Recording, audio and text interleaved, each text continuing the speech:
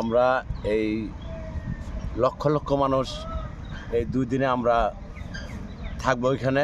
আমরা এখানে এটা আমরা সফল করবই, যতই আপনারা মানে ভারত সরকার যত করুক না কেন, আন্দোলন করুক না কেন পানি দিয়ে, আমরা এটা সফল করবই। সফল করে আমরা লক্ষ লক্ষ মানুষ এখানে আমরা এটা বিজয় করে নিয়ে যাবই।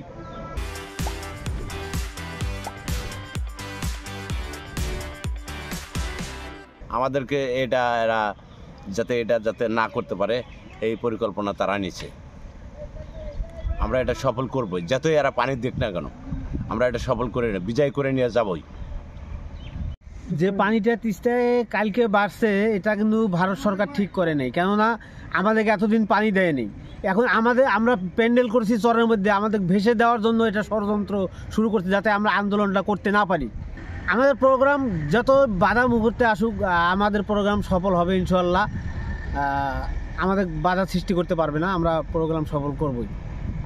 আপনারা জানেন যে দীর্ঘদিন থেকে আমাদের এই তিস্তা ধুধু বালুচর, এই ধুধু বালুচরের কারণে আমাদের অভিভাবক অধ্যক্ষ আসাদুলের দুলুভাই প্রধান সমন্বয়ক তিস্তা নদী রক্ষা আন্দোলন এবং আমাদের এখানকার সমন্বয়ক ব্যারিস্টার হাসান রাজি প্রধান, দুইজনের সমন্বয়ে তিস্তা আন্দোলন রক্ষার যে আমাদের কর্মসূচি আগামীকাল এবং পরশু 2 দিন 24 ঘন্টা লাগাতার কর্মসূচি।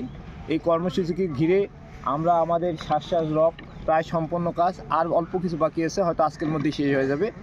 আমাদের এই আন্দোলনের ডাক শুনে আন্তর্জাতিক চাপের কারণে হোক আর আন্তর্জাতিক ভয়ের কারণে হোক, আমরা হঠাৎ করে গতকাল দেখতে পাচ্ছি যে আমাদের পার্শ্ববর্তী দেশ ভারত কিছু পানি ছেড়ে দিয়েছে, যেটা আমাদের জন্য এখন পর্যন্ত পূর্ণাঙ্গ হিস্সা আমাদের নয়। কিন্তু আমরা মনে করতেছি যে ভারত তাদের প্রতিহিংসার কারণে আমাদের এই পানি তারা বন্ধ করে দিয়ে আমাদের এই তিস্তাকে আজকে ধুধু বালুচরে পরিণত করেছেন।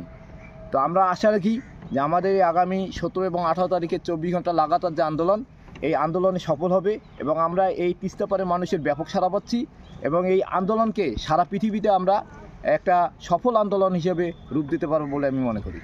কালকে সকাল থেকে পানি বাড়তেছে, সন্ধ্যা পর্যন্ত পানি বাড়ছে, বাড়ার পরে নদীর ঘেট একটু উড়াইয়া দিছে, উড়াইয়া দেওয়ার পরে পানি কমতেছে আস্তে আস্তে। তবে এই সময় এত পানি থাকে না, সম্ভবত আমাদের এই সমাবেশকে কেন্দ্র করে ভারত থেকে পানি ছাড়ছে। আমাদের এই মহাপরিকল্পনার যে আন্দোলনকে ঠেকানোর জন্য ওরা পানি ছেড়ে একটু শয়তানি করতেছে আর কি।